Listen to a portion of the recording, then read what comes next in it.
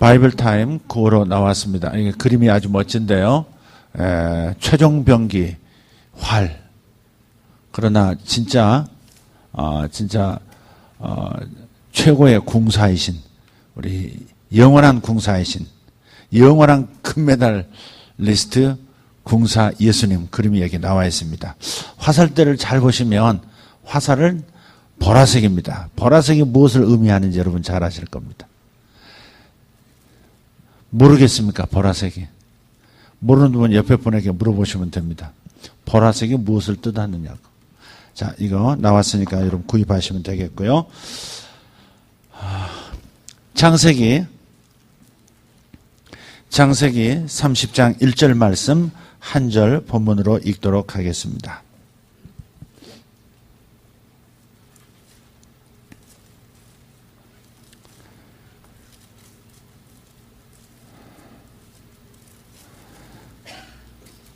찾으셨으면 함께 읽겠습니다. 라헬이 자기가 야곱에게서 아들을 낳지 못함을 보고 그의 언니를 시기하여 야곱에게 이르되 내게 자식을 낳게 하라. 그렇지 아니하면 내가 죽겠노라. 한 번 더 읽어볼까요? 라헬이 자기가 야곱에게서 아들을 낳지 못함을 보고 그의 언니를 시기하여 야곱에게 이르되 내게 자식을 낳게 하라. 그렇지 아니하면 내가 죽겠노라. 아멘. 제가 목이 좀 쉬어서 들으시기에 좀 어떠실지 모르겠습니다. 29장과 30장의 이야기는 지금 읽어 나가시는 바이블 타임의 순서는 아닙니다. 아니지만 특별히 여기에서 어떤 단어 하나가 제 눈에 들어왔고 하나님의 성령께서 오늘 이 말씀을 나누기를 원하신다. 그렇게 제가 느꼈기 때문에 오늘 이 본문을 선택을 했습니다. 29장과 30장 보면 두 여인의 질투에 가득 찬, 그야말로 질투는 나의 인생이야, 뭐 그런 것 같은 그런 내용이 나옵니다. 잘 아시죠? 예. 언니 동생 사이에 한 남자를 두고, 아니 한 남편을 둔 두 여인의 피나는 그야말로 치열한 질투 이야기. 그래서 우리 그런 찬양이 있습니다. 예수는 나의 힘이요. 예수는 나의 힘이요.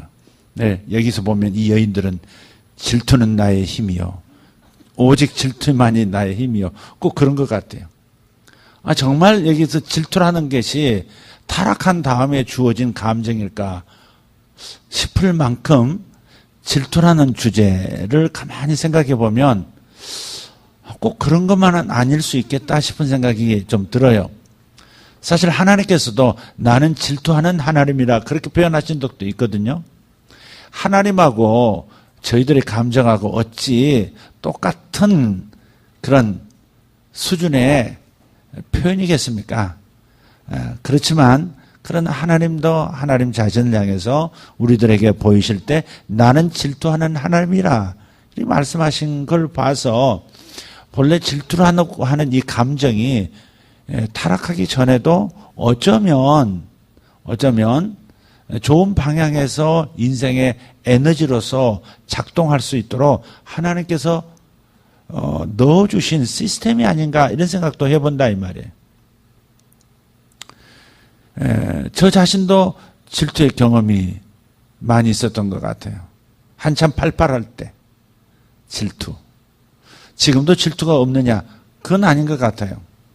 성공한 목회자들, 잘 나가는 목회자들 보면 제가 목회자니까 질투지심이 섞여 있다는 것을 제가 느낄 때가 있어요. 대놓고 질투하거나 내 마음에 부끄러울 만큼 질투하거나 그러지는 않습니다. 그렇지만 질투의 감정이 없다고 말할 수가 없는 거예요. 또 다른 분이 저를 볼 때 표현 속에서 또 그런 경우도 있는 것도 같고요. 또 성도들, 또 세상 사람들을 볼 때 질투의 감정이 의외로 짙게 드리워 있고 그 질투라는 감정이 꼭 나쁜 모습으로만 비춰지지 않는 경우도 많더라 하는 겁니다. 경쟁지심이 없으면 어떻게 개인이 더 발전할 수 있을까? 그죠? 그래서 우리는 그런 말을 하죠. 선의의 경쟁이라는 표현을 쓰죠. 나보다 앞선 사람에 대한 질투지심이 있으면 더 분발하게 되죠. 또 내가 앞섰을 때 상대도 마찬가지일 거고요. 그것이 개인만일까요? 회사와 회사는 질투가 없을까요? 같은 업종의 장사꾼들은 질투가 없을까요? 아마 떡집은 떡집을 질투할 거고, 식당은 식당끼리 질투하는 것을 제가 봐요. 정말 봅니다. 저 건너편 집에, 저 건너편 식당에 같은 업종의 같은 종류의 음식을 파는 그쪽에 차가 몇 대인가를 항상 나와서 보는 주인 남자를 본 적이 있어요. 저쪽도 가끔 나와서 이쪽을 건네다 보는 그런 광경도 본 적이 있고요.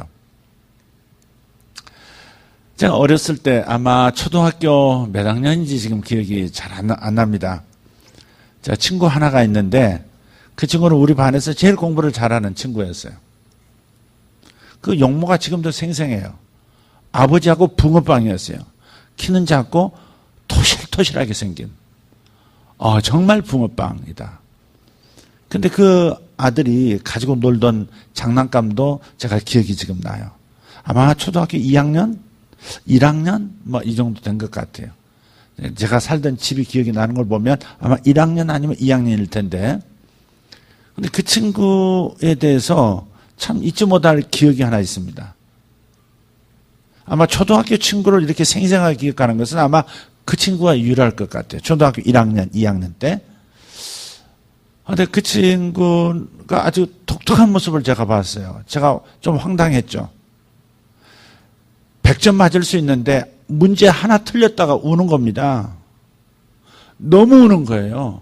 아버지가 오셔가지고 그 친구를 달래더라고요. 빗선이 무수하게 많은데 시험지하고 하나 틀렸다고 우는 그 친구하고, 그래서 저는 상상이 안 가는 황당한. 아마 그때도 제가 질투의 감정이 있었을까? I don't know. 너무 차이가 나기 때문에 질투라는 것을 아예 생각지도 않았는지도 모르겠어요. 질투는 어린아이부터 어른까지. 노인들도 있잖아요. 누가 누구한테 인기가 있느냐. 노인정에서 싸움도 그래서 일어나고. 너 나이 몇이야? 89하고 94신 분이 너 나이 몇이 하는데 싸우고 그러자. 그러니까 어린아이부터 노인까지 남녀노소 정말 가릴 것 없이 질투의 감정이라는 것이 있고, 그 질투의 감정이라는 것이 생각 밖으로 너무 이렇게 개인이나 단체를 어렵게 만드는 그런 결과를 빚는 때도 있지만, 이 사회의 동인을 볼 때, 개인의 발전에 이 내공을 볼 때 질투라는 것도 하나님께서 타락하기 이전부터 우리 마음속에 어느 선까지는 허락하신 그런 감정 아닐까. 그렇게 해서 발전해 나가도록, 성장하도록 그렇게 만드신 건 아닐까 생각을 해보게 된다는 말입니다. 하나님께서는 질투를 사용하시는 것은 분명한 것 같아요. 질투라는 감정을 하나님이 주셨느냐, 이 문제는 어려운 문제고요. 아직 저로서는 결론이 안 난 문제고, 분명한 것은 하나님은 질투라는 감정을 사용하시더라 하는 거죠. 질투라는 감정을 사용하셔서 하나님의 주권을 나타내시고 하나님의 목적을 이루어 가시고, 그리고 사람들을 준비하신다는 거죠. 다윗이라고 하는 그 어린 8째 아들이 형들의 질투를 받으면서 그가 성장할 수 있었고 왕이 될 준비를 했던 거죠. 요셉이라고 하는 10번째 아들이, 11번째 아들이, 11번째 아들이 아니군요.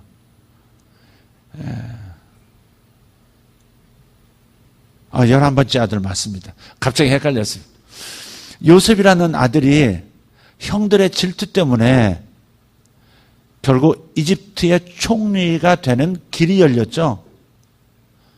길을 열어줬다고 하기에는 참 너무 황망한 표현이긴 한데, 어쨌든 형들의 질투 때문에 요셉이 이집트로 갈 수 있었고, 이집트에서 총리까지 되었고, 이스라엘이라고 하는 민족이 살아남을 수 있도록 생명줄이 되어 주었다는 거죠.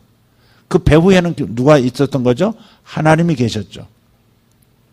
이 형들의 질투와 그리고 사람이 길러져 가는 그리고 어떤 준비가 되어져 가는 과정 배후에 하나님께서 주관하고 계셨다는 것을 우리는 선명하게 읽을 수 있습니다.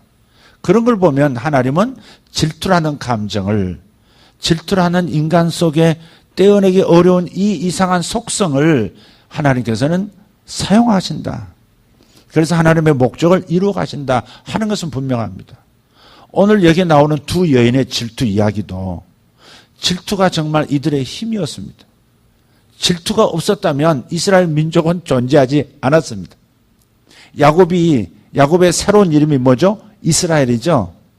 근데 이 야곱 이스라엘이라고 하는 이 남자에게 12아들이 있다는 말이에요. 이 12아들이 이스라엘의 12지파의 조상이 되었고, 이게 바로 구약 시대에 나타난 하나님 나라의 모습이고, 또 그 민족이 결국은 세계 열방의 구원을 준비한 민족이었고, 하나님의 말씀이 지상에 펼쳐지게 주어지게 된 그 원인이 되는 통로가 되는 민족이었죠.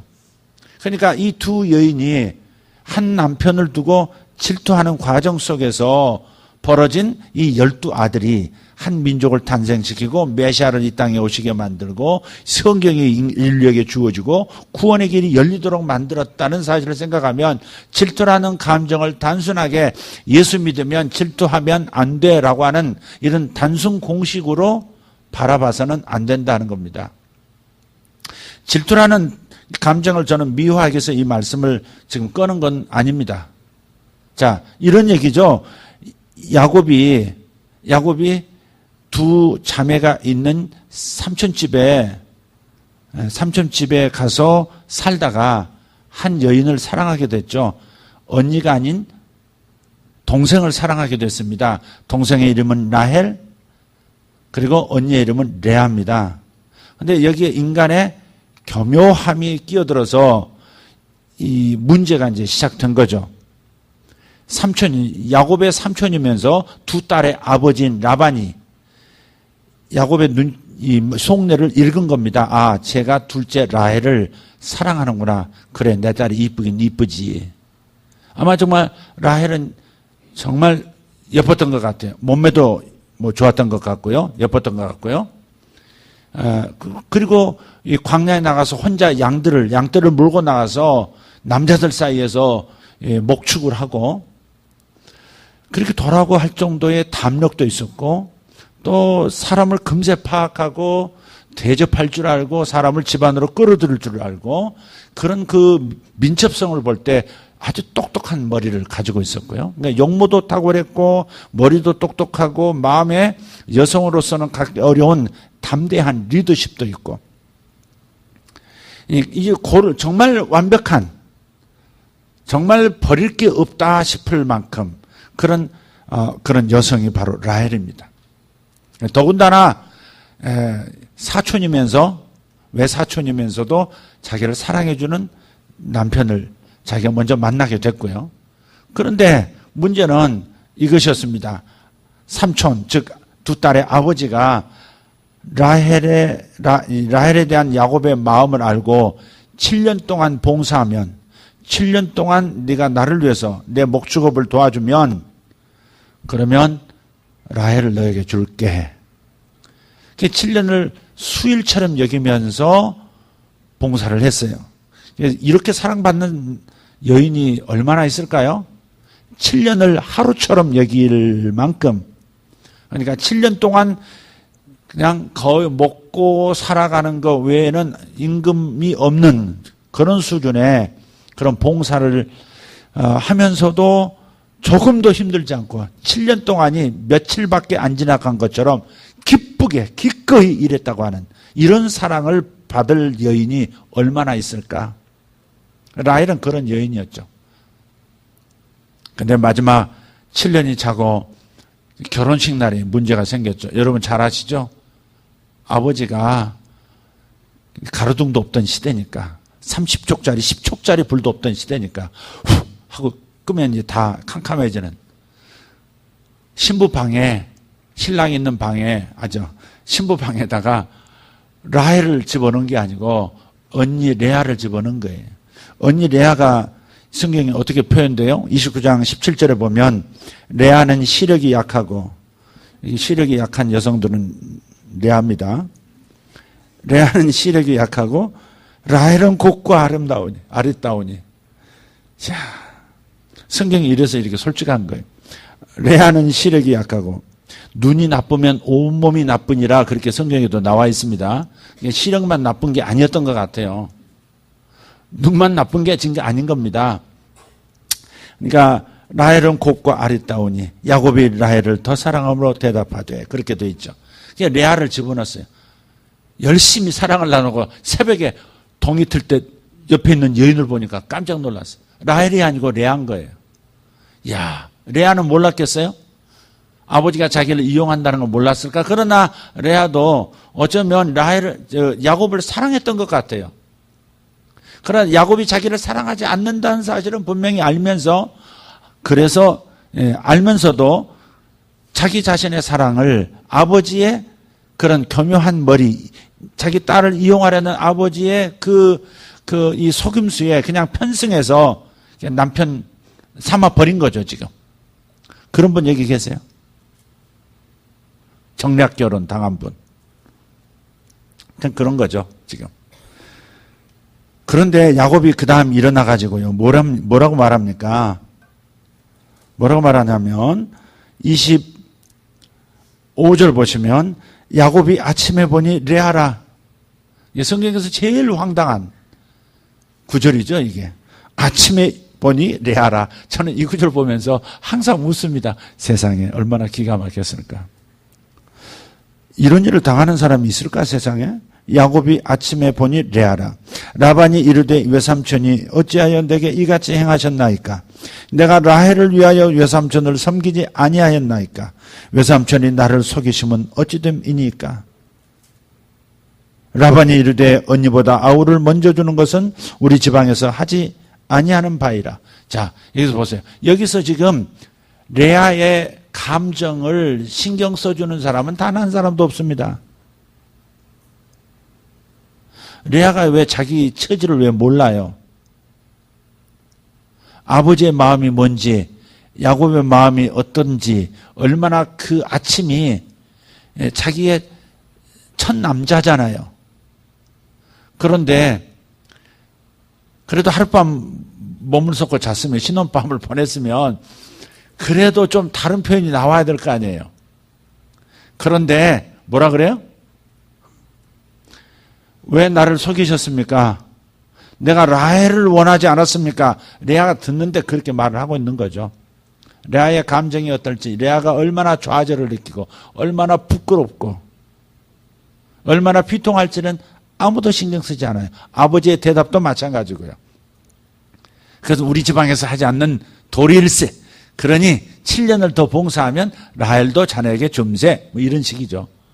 그런데 레아는 안중에 없는 겁니다. 자기 입속들만, 자기의 갈망만 그 자리에 있는 거죠.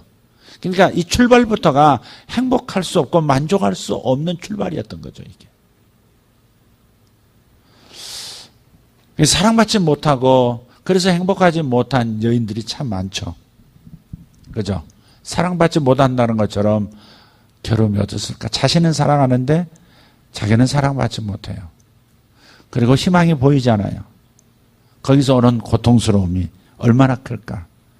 우리나라 이 남성 중심의 사회 속에서 이 여인의 슬픔이 얼마나 많습니까? 정말 이루말 피눈물 나는 이야기들이 참 많을 겁니다. 예수 믿지 않고 고통받은, 이 땅에서 고통받은 것으로만 천국에서 대우를 받는다면 아마 한국 여성들이 큰 상급을 하늘에서 많이 받으실 것 같아요. 만약 그렇다면. 근데 이때 이스라엘도 이 고대 시대에도 그랬단 말이죠. 레아라는 여인이 그런 거예요. 그러니 사랑하는 남편에 대해서 반응이 없을 때 그 고통이 극심하면서, 그러면서 남편의 사랑을 얻기 위해서 어디에 집중합니까? 고대 세계에서는 어쨌든 아들을 낳아주는 것이 실력입니다. 전통도 그랬고 또 남자가 집안에 많아야 힘이 있는 남자들이 있어야 집안이 일어서잖아요. 오죽하면 시편에 자식이 많은 자는 전통, 그러니까 화살통에 화살이 많은 사람과 같다. 적들 앞에서 화살을 많이 가지고 있는 전사와 같다. 그렇게 표현했거든요. 화살이 많으면 멀리서 적들을 더 많이 죽이고 승리할 확률이 높아지는 거죠. 그러니까 남자들이 많아야 한다는 것은 분명해요. 그래서 생긴 전통인지 모르지만 분명한 것은 지금 레아는 남편의 사랑을 얻을 수 있는 통로를 자식 낳아주는데 목표를 삼았다는 거죠. 그때부터 이미 질투는 싹이 텄고요. 첫날 밤을 보내고 그 다음날 아침 남편이 여전히 자기에게 마음이 없다는 사실, 하룻밤을 보내고도 자기에게 전혀 마음이 없다는 사실을 발견하면서 그 사랑의 마음은, 그 애착은 집착으로 바뀌고 그리고 동생을 향한 질투로 활활 타오르게 되죠. 그래서 애를 잘났는데 목적을 삼습니다. 그래서 첫째 아이를 낳고요. 이렇게 말하죠. 32절 보면 29장 32절이에요. 레아가 임신하여 아들을 낳고 그 이름을 르우벤이라 하여 이르되 여호와께서 나의 괴로움을 돌보셨으니 이제는 내 남편이 나를 사랑하리로다. 이 말을 통해서 알 수 있죠. 아내는 남편의 사랑이 최고죠. 그죠? 이걸 확인하지 못하면 얼마나 괴로울까. 돈도 잘 갖다 줘. 사업 잘해서 집도 사줘. 뭐든지 공주 대접해줘. 그러나 사랑은 없다. 괴로운 거죠, 이거. 핵심이 빠진 거죠. 저도 그럴 것 같아요. 아내가 모든 걸 따뜻한 밥 항상 먹여. 찬밥 먹여본 적이 없어. 항상 반듯하게 하고 나갈 수 있도록 준비 다 해줘. 애들 잘 길러줘. 그런데 어느 날 나는 당신을 사랑한 적이 한 번도 없어요. 그런 말 들으면 행복할까요? 밥이 넘어갈까요? 대리준 옷 입고 나가고 싶을까요? 한 집에서 살고 싶을까요? 뒤집어서 생각해도 마찬가지죠. 그러니까 이제는 내 남편이 나를 사랑하리로다. 자식을 낳은 그 이유가, 고통을 잊는 이유가 이제는 남편이 나에 대해서 마음을 주겠지 하는 그거 하나에 있는 거예요. 그런데 돌아오지 않아요. 여전히 라헬만 사랑합니다. 그래서 33절에 보니까 다시 1년이 지났는지 2년 지났는지 몰라요. 다시 임신하고 아들을 낳고 이르되 여호와께서 내가 사랑받지 못함을 들으셨으므로 내게 이 아들도 주셨도다 하고 이름을 시몬이라 했습니다. 예. 그러니까 첫째 낳고도 사랑이 돌아오지 않는다는 걸 알고 하나님께서 나를 돌보시고 둘째를 주셨으므로 이제 남편이 둘이나 낳아줬으니까 내 마음 알아주겠지. 뭐 이런 마음이 있는 거죠. 그리고 또 임신했어요. 34절. 그가 또 임신하여 아들을 낳고 이르되 내가 그에게 새 아들을 낳았으니 내 남편이 지금부터 나와 연합하리로다. 초점은 어디 있어요? 남편이 나와 연합하리로다. 남편이 나에게 마음을 주리로다. 남편이 나를 사랑해 주리로다. 여기 전부 여기 있는 거예요. 여러분은 사랑을 많이 받으셔서 그냥 되시럽지 않게 듣겠지만 사랑을 못 받는다고 생각하면 정말 그런 경험이 있는 분이라면 이게 치명적인, 절대 행복할 수 없는 여인의 삶이죠. 셋째가 레위입니다. 그리고 또 임신합니다. 35절. 한 절마다 임신하는 건 여기밖에 없습니다. 한 절 건널 때마다 임신 얘기, 임신하고 애 낳는 얘기는 성경에서 여기밖에 없어요. 35절. 그가 또 임신하여 아들을 낳고 이르되 내가 이제는 여호와를 찬송하리로다 하고 이로 말미암아 그가 그의 이름을 유다라 하였고 그의 출산이 멈추었더라. 와, 이게 이제 의미심장한 거죠. 과거에 이 설교를 안 한 게 아닙니다. 좀 다른 각도에서 했을 따름이에요. 어느 부분? 바로 이 부분을, 이 마지막 35절을 강조하기 위해서 이 설교를 했던 기억이 제가 있습니다.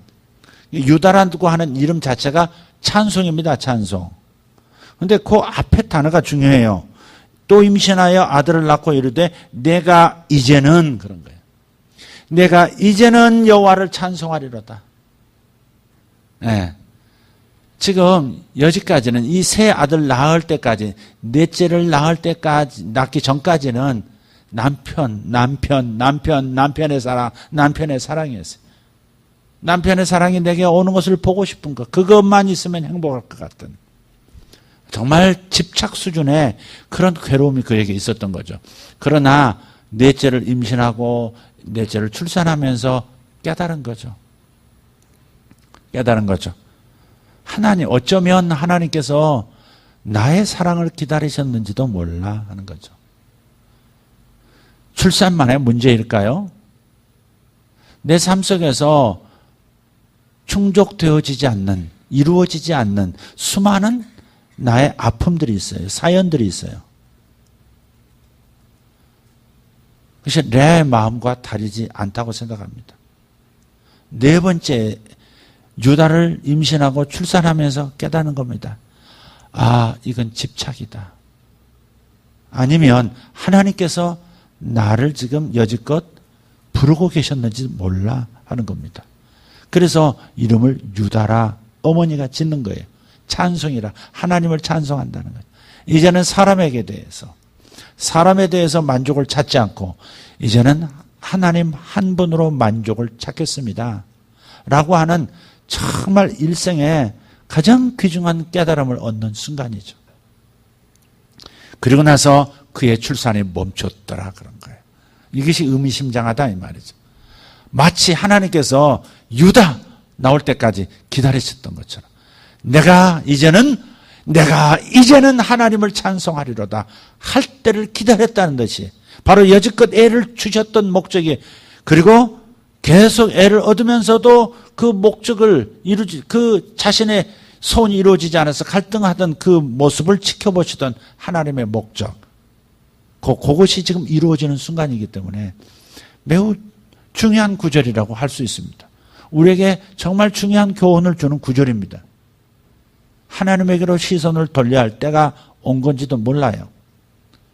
사람의 사랑을 여러분이 못 받고 있다면, 사람으로부터 인기를 얻지 못하는 목마름이 여러분에게 지속되어 있었다면, 가족의 관심이 자기에게로 돌아오지 않는, 자기는 그냥 찬밥 신세처럼 있어도 좋고 없어도 좋은 자식처럼 느껴질 만큼 자기에 대한 관심과 애정이 부족했다고 느껴서 늘 갈급했던 사람들, 그것을 기도도 했고 무수하게 노력도 했지만 이것은 여전히 이루어지지 않는 그런 상황이라면 어쩌면 이 구절이 당신의 구절인지도 모른다는 겁니다. 이제는 내가 하나님을 찬송하리로다. 내가 이제는 하나님만 바라봐야 되겠구나. 자기를 내려놓는 거죠.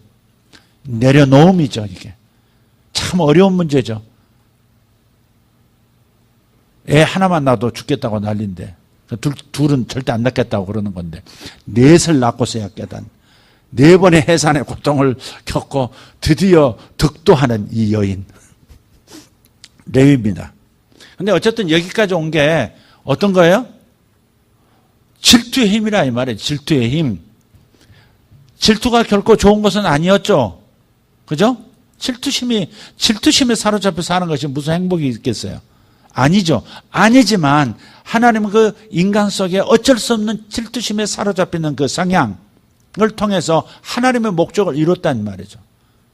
레아라고 하는 여인은 사랑받지 못한 대표적인, 성경 안에 대표적인 여인이면서 행복하지 못했던 여인이면서 동시에 바로 그런 행복을 누리지 못한 까닭에 오히려 더 하나님 나라를 위해서 크게 공헌하고 훗날 천국에서 그가 눈을 뜬다면 내가 큰 일을 했구나. 와, 하나님께서 내 인생을 통해서 큰 일을 이루셨구나를 기뻐하면서 춤을 출 여인이 바로 또한 레아라는 거죠. 다 이 12지파의 조상이어서 정말 귀한 아들들이지만 특별히 세 번째 아들 레위는 제사장 지파지 않습니까? 하나님과 이스라엘을 연결시키는 제사장 지파의 조상이 레위입니다. 또 마지막에 나왔던 유다 보십시오. 유다는 어떤 인물입니까? 그 유명한 이스라엘이 지금도 존경하고 지금도 이스라엘의 국기 안에 데이빗 스타, 그러니까 다윗의 별이라고 하는 그 별을 국기로 사용하고 있지 않습니까? 그 다윗이 유다 지파에서 나왔고 그 후에 인류의 구세주이신, 아니 하나님이 인간 되어 이 땅에 오시도록 만들었던 통로 유다 지파 후예로 오셨죠, 예수님께서. 그러니 레아가 지금 천국에서 얼마나 흡족해 할까? 땅에서 사는 그 몇십 년 동안은 인간적인 고통이 이루 말할 수 없었지만 남편의 사랑 하나 얻고자 모든 것을 던졌던 그 여인이지만, 그리고 끝끝내 야곱은 눈을 감을 때까지 레아를 사랑하지 않았지만, 사랑받지 못했지만, 그러나 천국에서는 그 여인이 얼마나 복되도다 칭송을 받겠느냐 하는 겁니다. 그런 점을 우리가 생각하되 특별히 질투를 하나님은 사용하셨다는 겁니다. 라헬은 다를까요? 오늘 본문 읽었던 1절은 뭡니까? 다시 읽어보면 라헬이 자기가 야곱에게서 아들을 낳지 못함을 보고 그의 언니를 시기하여 야곱에게 이르되 내게 자식을 낳게 하라. 그렇지 않으면 내가 죽겠노라. 자기 마음이 죽을 것 같다는 거죠. 다 가진 여자잖아요. 뛰어난 용모, 멋진 몸매, 명석한 두뇌, 남자 이상 가는 담대함과 리더십, 그리고 더더욱이 남편의 사랑을 온통 쏟아붓듯 받은 이 여인, 부족함이 하나도 없는 여인인데, 그런데 행복하지 않은 겁니다. 여러분 보세요. 우리는 서로 간을 비교하면서 부러워하고 더 나은 질투도 하죠. 안 그렇습니까? 목사조차도 비교하고 질투지심이 살짝 산들바람처럼 지나가는데, 여러분 세상 속에서 질투심이 없겠냐고요? 분명히 있을 거예요. 근데 하나님은 그 질투심 뒤에서 일하고 계신다. 라헬의 질투심 뒤에서도 일하고 계시는. 세상 사람들 보면, 비교하면서 보면 세상에 부러울 것이 없이 사는 사람들이 있어요. 와, 저렇게만 살면 어떤 사람 보니까 외제차 5대를 굴리고 살더라 이 말이죠. 정말 멋진 차들로만, 근처에도 가보지 못할 그런 집에서 살고, 정말 미인 중에 미인을 아내로 얻고, 정말 머리 좋은 자식들. 그런데 가까이 다가가서 보면 그렇게 행복하지만은 않다는 거죠. 그냥 우리가 겉보기에 행복한 거지, 다 갖췄지 행복하지 않을 수 있습니다. 우리가 흔히 조금 미안은 합니다만은, 그런 대기업 총수들 가정을 들여다보면 고통스러우니까 자살하는 자식도 있잖아요. 정말 우리나라에서 손을 꼽는 그런 패밀리 안에서 자손 대대로, 적어도 망하지만 않는다, 자손 대대로 몇 손가락 안에 드는 가문 안에서 자손 대대로 살 수 있는 그런 집안의 사람들도 불행해서 죽는단 말이죠. 우리나라 가장 큰 대기업들 중에서 그래도 자식들이 하나 둘은 죽잖아요. 그것도 자살로 죽었단 말이죠. 그러니까 그런 걸 보면, 또 그것이 너무 극단적이긴 합니다만은, 다 갖춰 보이지만 부족할 것이 없고 부럽기 그지 없는 삶이지만, 그러나 내가 생각하는 것처럼 행복하지 않을 수 있다는 것 꼭 생각하셔야 합니다. 여러분이 저를 볼 때 어떻습니까? 여러분이 서로 간에 살펴볼 때 저분은 부족함이 없으니까 라고 하지만 그렇지 않을 수 있습니다. 그런 사람, 이 라헬 같은 사람이 있단 말이에요. 모든 것이 완벽해요. 그런데도 행복하지 않아요. 왜? 자기에게 없는 것을 찾기 때문에 그렇습니다. 자기에게 없는 게 있거든요. 다 갖췄어도 자기에게 없는 것을 다른 사람이 가지고 있으면 자기는 질투지심이 일어나고, 그래서 행복하지 않는 겁니다. 저마다 이게 있어요. 더더군다나 아담 이후 타락한 다음에는 정상적인 기능으로서의 질투지심이 작동하는 게 아니라 왜곡된 질투심이 사람들의 마음을 움직이고 사회를 움직이죠. 그게 문제죠. 가진 게 다른 사람보다 훨씬 많음에도 불구하고 자기에게 없는 게 있다는 거죠. 어떤 사람은 건강이 좀 부족하고, 어떤 사람은 머리가 조금 나빠. 저 사람은 어떻게 성격도 좋고, 저 사람은 잘생겼고, 저 사람은 돈이 많고, 저 사람은 아내가 뭐 어떻고, 저 사람은 남편이 어떻고, 저 사람은 자식들이 똑똑하고, 뭐 이런 거 있잖아요. 그러니까 다른 사람이 나를 볼 때는 참 가진 게 많다, 참 부럽다 그럴 텐데, 정작 감사하고 기뻐해야 될 당사자는 또 행복하지 않고 불만족 속에서 살고 있는 거예요. 이게 없다는 거죠. 나는 다른 건 괜찮은데 남편 재수가 없어, 뭐 이런 거 있잖아요. 나는 돈 복이 없어, 나는 자식 복이 없어, 이런 거 있잖아요. 어떤 사람은 아들이 있는데 난 딸이 없어서 불행해, 이런 사람도 있더라고. 딸이 있는데 나는 아들 못 낳아서 불행하다, 그런 사람도 있고요. 그러니까 자기에게 없는 것을 찾게 돼 있다 이 말이죠. 그러니 이렇게 생각해 봅시다. 하나님은 완벽한 행복을 지금 이 땅에 두신 게 아니라는 거죠. 이걸 전제해야 돼요. 하나님은 완벽한 행복을 누리도록 허락하지 않으셨어요. 적어도 어느 한 구석은 빈 방처럼 덩그러니 공허한 상태로 놔두신 부분이 있단 말이에요. 예. 그래서 자기에게 없는 이것을 가진 사람들을 향해서 자기 마음의 시기심, 그리고 갈망, 불만족, 그래서 행복하지 못함, 이런 것이 항상 있도록, 거기에서 우리는 무엇을 깨달아야 합니까? 리아의 깨달음이 있어야 되는 거죠. 아하, 하나님은 완벽한 행복을 피조 세계 안에서 다 찾아 누리도록 하신 게 아니구나. 하나님이라고 하는 상수를 빼버리면 모든 것이 다 틀어지는 거구나. 절대 행복할 수 없구나. 하나님에게로 돌아가면 된다. 그런 거죠. 하나님을 찾으면 진정한 만족이 온다. 내가 부족한 것이 있어도 하나님을 찾으면 하나님 안에서 모든 부족들이 부족으로 내게 경험되어지지 않는 그 길을 열어놓으셨다라고 레아처럼 깨달아야 된다. 이제는 내가 하나님을 찬송하리로다. 하나님에게 집중하는 거죠. 남편에게 집중했던 거, 내게 없는 돈에 집중했던 거, 내게 없는 그 용모와 건강에 집중했던 거, 내게 없는 그 학벌에 대한 집착, 이 모든 것들을 이제는 떠나야 된다는 거죠. 이것에서 내가 이 집착에서 떠나고 이 불만족에서 떠나지 않으면 여러분의 영혼은 거기서 성장판이 끝나는 겁니다. 문제는 여기 있습니다. 성장판이 파괴되어 버린다는 거죠. 더 이상 영혼이 자라지 않는다는 거죠. 성화가 더 이상 일어나지 않습니다. 정결함 가운데 들어가지 않아요. 항상 마음은 더럽습니다. 제가 더럽다고 표현하는 이것을 용서하십시오. 하나님 보실 때 오염되어 있습니다. 하나님을 향한 정상적인 사랑도 자라지를 못하고 다른 사람을 향한 진정한 사랑도 자라지를 못하고 멈춰버리는 거죠. 사람마다 내게 없는 어느 부분이 있어요. 그 부분에 내가 그것이 반드시 채워져야 한다고 집착하고 있다면 당신은 지금 성장이 멈춘 거예요. 성장이 멈춘 겁니다. 지금 거기서 더 이상 그것 때문에 다른 게 자라질 않습니다. 갇혀버린 거죠.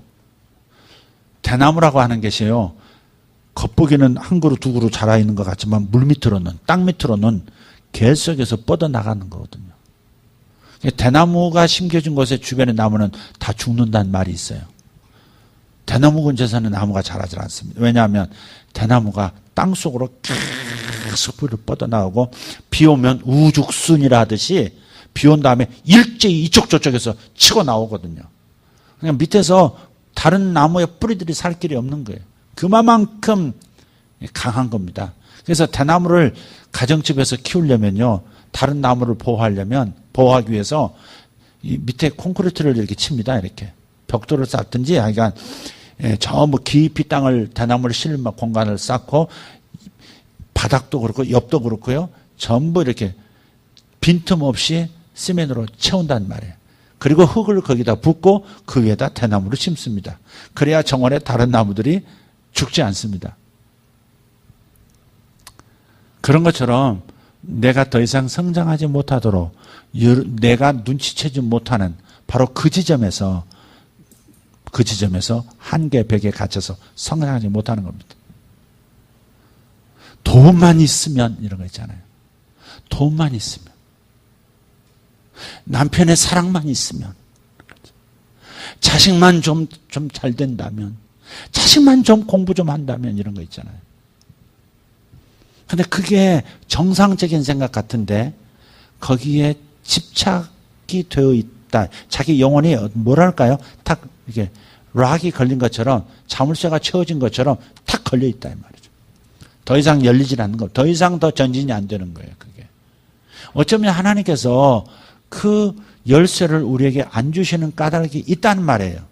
그게 너의 한계고 그것이 너를 붙잡고 있는 사단의 모습이고, 그게 내 안에 있는 정말 반드시 깨고 돌파하고 넘어가야 될 최후의 장벽이야. 주님께서 그렇게 말씀하시는 거죠. 어쨌든 레아는 어느 수준으로 깨달았던지 간에 완벽하게 깨달은 것 같진 않지만 중요한 핵심 이 세력은 파쇄한 것 같아요. 자기 안에 웅크리고 있었던 죄의 실체를, 가장 중요한 부분을 깨뜨리고 뛰쳐나온 건 틀림없어요. 그래서 이제는 내가 여호와를 찬송하리로다. 하나님의 목적이 이루어지는 순간이고 자기 영혼이 자유를 얻는 순간이고 진짜 하나님의 복에 들어가는 순간이 되는 겁니다. 라헬은 이제 시작이에요. 시작이 아니라 이미 시작됐죠. 아들을 넷이나 낳아주는 걸 보고서 그토록 모든 것을 다 갖춘 여인이지만 아들을 낳아주지 못한, 내가 다른 것이 있어도 상관없는 거예요. 지금 라헬의 오직 유일한 소원, 유일한 삶의 목적은 바로 어머니가 되는 특권을 누리는 겁니다. 근데 애가 안 생기는 거예요. 그러니 애를 낳게 하라고 남편을 멱살을 잡고 그랬는지 몰라도 낳게 하라! 아들을 낳게 하라! 목을 조르는 겁니다. 그랬더니 그 다음 2절에 가서 야곱이 뭐라 그럽니까? 내가 하나님이냐? 나도 노력하지 않냐? 내가 잠을 자도 너하고 더 많이 자는데 안 생기는 거 어떡하느냐? 하나님이 안 주는 거 어떻게 하느냐? 입으로 말하면서도 진짜 하나님이 안 주신다고 어떤 목적이 있다고 생각하는 것 같지는 않아요. 지금 하나님이 안 주신다는 것은 하나님의 목적이 있다는 거 아니에요. 그죠? 하나님의 어떤 목적이 있다고 자기 입으로는 말하는 건데 실제로 하나님의 목적을 찾을 생각은 없는 남편 그리고 아내인 거죠. 지금 야곱이 라헬을 그토록 사랑했지만 여기서 유일하게 성낸다는 표현이 나와요. 아마 최초 그리고 최후로 아마 성낸 거 아닌가 싶어요. 유일한 성낸 거 아닌가 싶어요. 자, 그런데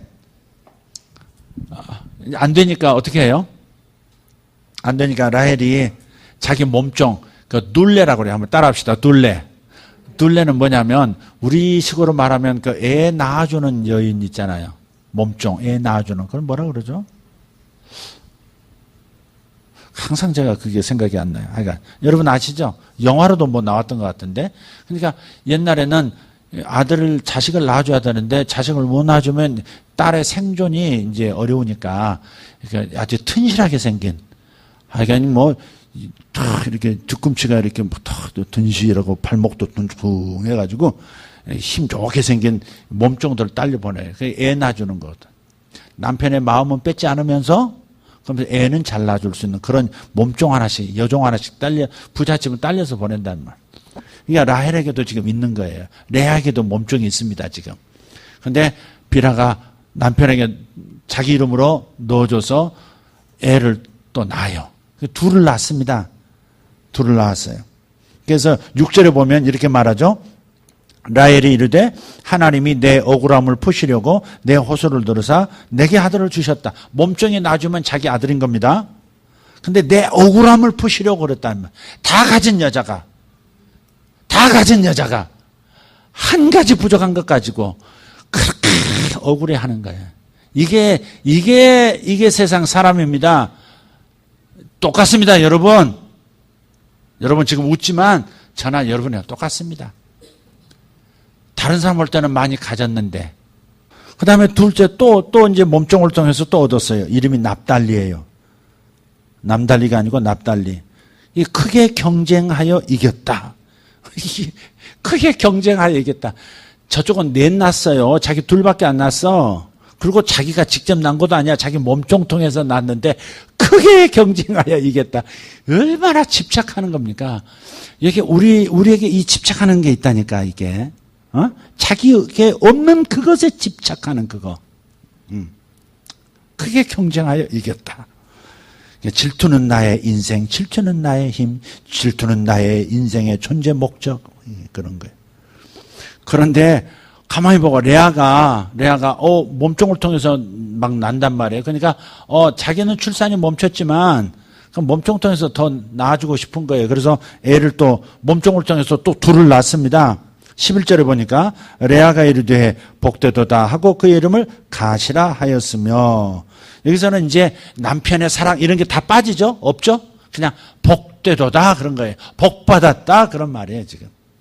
또 레아가 시녀 실바를 통해서 둘째 아들을 야곱에게 낳아줬는데요. 13절 보니까 레아가 이르되 기쁘도다 모든 딸들이 나를 기쁜 자라 하리로다 하고 그의 이름을 아셀이라 하였더라. 그러니까 남편 얘기는 이제 빠진 겁니다. 집착해서 벗어난 거예요. 그냥 나머지 주시는 건 덤으로 감사하고 기뻐하고 그럴 거예요. 그러니까 라헬보다 먼저 자기를 벗어난 겁니다. 라헬이 아직 못 벗어난 거죠. 자, 그런데 그 다음 글로 또 끝나지 않아요. 끝나지 않습니다. 지금 어떤 일이 있었냐면 르우벤이 어디 가서 합한죄라고 하는 이게 남녀 간의 성적 흥분을 이렇게 복돋아주는 뭐가 있나 봐요. 아니면 그걸 복용하면 애를 잘 난다 뭐 그런 게 또 있나 봐요. 합한죄라는 게 있어요. 그걸 어디서 희귀한 약초를 뜯어온 것을 라헬이 봤어요. 언니의 아들이잖아요. 그거 나한테 팔아라. 그랬더니 그 사실을 또 레아가 알고 네가 내 남편도 뺏어가더니 내 아들이 가져온 합한채까지 뺏어가려고 하느냐. 그랬더니 라헬이 딜을 합니다. 이 합한채를 나를 주면 오늘 밤 남편이 나한테 오기로 돼 있는데 언니하고 자도록 내가 남편을 종용할게. 그렇게 또 딜을 해요. 그래 남편을 저 방으로 자기 연적 방으로 언니면서 연적 방으로 집어넣습니다. 근데 그날 밤은 또 애가 생겨버렸어요. 레아가 출산이 멈췄다가 갑자기 수년 뒤에 갑자기 그 합한채 뭐 이렇게 건네주고 받아서 그런 건지 그냥 애를 가졌습니다. 그래서 레아가 직접 낳은 아이가 5이고 또 둘이 더 있는 거죠. 이제 둘을 더 낳습니다. 스불론 둘을 더 낳습니다. 다시 태가 열리니까 또 이렇게 애를 떠났어요. 그러니까 직접 낳은 자식이 6이고 몸종 통해서 낳은 자식이 또 2이니까 8을 생산한 겁니다. 그죠? 그리고 훗날에 또 딸을 생산하고요. 자, 그런데 22절에 가서 그 후에 그가 딸을 낳고 그 이름을 디나라 하였더라. 22절 하나님이 라헬을 생각하신지라 하나님이 그의 소원을 들으시고 그의 태를 여셨으므로 그가 임신하여 아들을 낳고 이르되 하나님이 내 부끄러움을 씻으셨다 하고 그 이름을 요셉이라 하니 여호와는 다시 다른 아들을 내게 더하시기를 원하노라 하였더라. 그 후에 베냐민도 하나 더 낳습니다. 자, 뭐 이렇게 해서 이제 라헬이 이제 2 아이를 직접 이제 낳게 되고 둘째 나면서 이제 길거리에서 이민 가다가 이제 죽습니다. 라헬이 죽어요. 어쨌든 라헬은 이렇게 보면 라헬이 이제 이 초월을 못한 거죠. 그 부분에 있어서 초월을 못하고 있다가 하나님께서 소원을 들어주심으로 이 사람은 이제 평안이 온 겁니다. 그러니까 사람마다 하나님께서 다루시는 방법이 다른 것 같아요. 하나님의 목적도 있지만 그 사람을 성장시키는 데 있어서 어떤 사람은 소원이 이루어지지 않도록 끝까지 남편의 사랑이 자기에게 돌아오지 않는 것을 통해서 하나님께로 향함으로써 그의 영혼이 꽃피우도록 만드시는 방법이 있는가 하면 어떤 사람은 그렇게 길게 기다리다가 마지막에 소원을 허락하심으로써 그의 영혼이 이제 평온을 찾고 이제는 정상적으로 성장할 수 있는 길을 밟게도 하시는 것 같습니다. 자, 혹시 레아처럼 사랑을 받지 못한다. 그것은 꼭 사람만의 사랑, 남편만의 사랑이 아니라고 생각합니다. 남편의 사랑일 수 있습니다. 그러나 그것이 자식의 사랑을 못 받는 부모일 수도 있습니다. 친구들로부터 사랑받지 못하는 자기 인생, 나는 왜 항상 외톨백인가? 이런 레아도 있을 수 있습니다. 그럴 때 여러분 생각했으면 좋겠습니다. 아까 말씀드렸지만 첫째로 하나님께서 나를 지금 하나님을 사랑하는 사랑으로 돌아오라고 부르시는 것은 아닌가 생각하시라는 겁니다. 그리고 이제는 내가 하나님께 올인하리라 그런 결심을 품기를 기다리시는지도 모릅니다. 레아는 그런 것 같습니다. 또 두 번째는 이런 겁니다. 이 땅에서는 어쩌면 하나님께서 소원을 들어주지 않고 행복을 충분히 누리지 못할 수 있습니다. 그리고 하나님께서는 이 땅에서가 아니라 다음 세상에서 천국에서 여러분에게 크게 보상을 준비하고 계시는지도 모릅니다. 이 땅에서 내 소원이 반드시 이루어져야만 내가 하나님의 사랑을 받고 있는 것을 확인할 수 있겠다. 이 생각을 내려놔야 될지도 모릅니다. 끝내 내 소원이 안 이루어질 수 있습니다. 그거 붙들고 평생 늙어가지 마시고 안 이루어질 수 있다고도 생각할 수 있는, 그래서 다른 길을 선택할 수도 있는 지혜가 있기를 바랍니다. 아멘입니까? 동의하기 어렵고 그렇게 될까 봐 두려운 마음이 있다면 아직 당신은 집착하고 있는 거죠. 그런데 그 집착으로 끝나는 게 아니라 더 이상 성장할 수 없는 영혼의 성장판이 깨진 상태로 그렇게 서 있다는 사실이 큰 문제인 거죠. 그것 때문에 항상 걸립니다. 그것 때문에 항상 실패하고 그것 때문에 항상 신앙에 있어서 실족하고 시험이 듭니다. 사랑 때문에, 돈 때문에, 자식의 앞날 때문에, 인기 때문에, 용모 때문에, 키 때문에, 항상 그것 때문에 시험 드는 겁니다. 성장하지 못하는 거예요. 10년 됐는데도 여전히 그 문제만 나오면 시험 듭니다. 성장판이 정지한 겁니다. 정지된 겁니다. 그래서 질투라는 것이 무섭다는 거죠. 집착이라는 것이 무섭고 질투가 무섭다는 거죠. 하나님은 그 질투 뒤에서, 집착 뒤에서 하나님의 목적을 이루어 가시지만 하나님은 그 자체를 기뻐하시지는 않습니다. 안타까워하시죠. 그러니 하나님께로 마음을 돌이키십시오.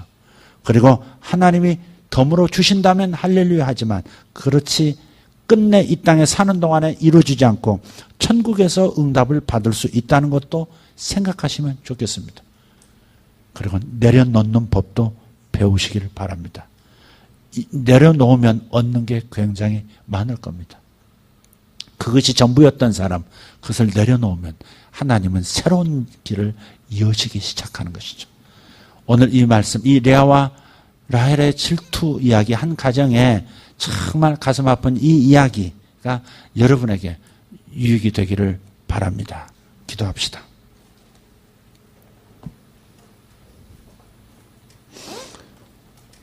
여러분, 한 가지 부족한 그것이 무엇인가요? 다른 사람 나더러 다 가졌다는데 당신은 부러울 게 없겠다고 이렇게 말을 하는데 나는 목마름이 있어요. 나는 목마름이 있어요. 다 있습니다. 없다고 할 수 없습니다. 하나님께서 그 목마름을 허락하셨거든요.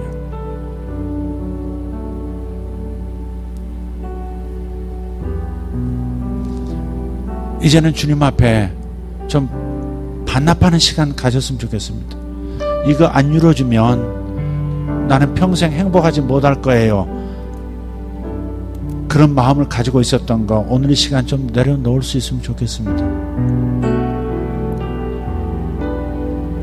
다 가졌는데 왜 나만 못 가져야 돼요? 그것은 나만의 얘기가 아닙니다. 모두의 얘기입니다. 하나님이 왜 목마름의 자리에 나를 놓으셨을까? 하나님 저를 왜 목마름의 자리에 놓으셨습니까? 왜 그 한 가지가, 내가 그토록 갈망하는 그 한 가지가 왜 채워지지 않는 겁니까?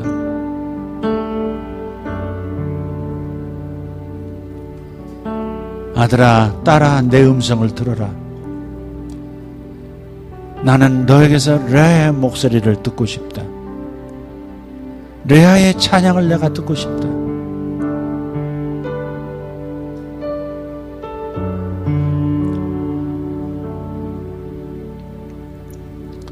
오늘 이 시간 레아가 되어 기도해 보시지 않겠습니까?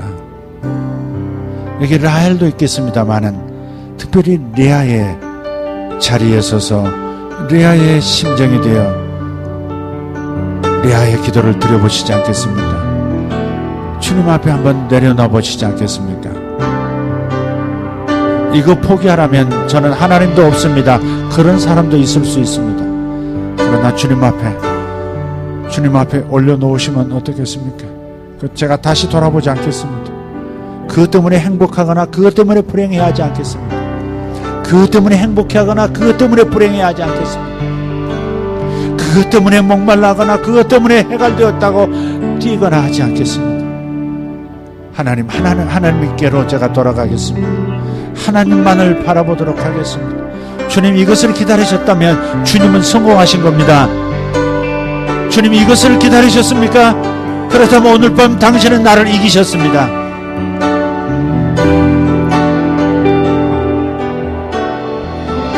어떤 사람은 옛사랑을 잊지 못하는 사람도 있습니다. 어떤 사람은 옛사랑을 마음에서 놓지 못하는 사람도 있습니다. 내려놓으셔야 합니다. 당신의 성장은 거기서 멈추고 있는 겁니다. 하나님에 대한 사랑으로 온전히 돌아오십시오. 그 사랑으로 돌아올 때까지 하나님의 질투는 여러분의 성장판을 닫아놓고 계실 겁니다. 오늘 이 시간 주님 앞에 반납하는 시간, 하나님 앞에 드리는 시간 됐으면 좋겠습니다. 우리 다 같이 일어나서 기도하실까요? 주님 앞에 기도하십시다. 주님 앞에 기도하십시다. 주님 감사합니다.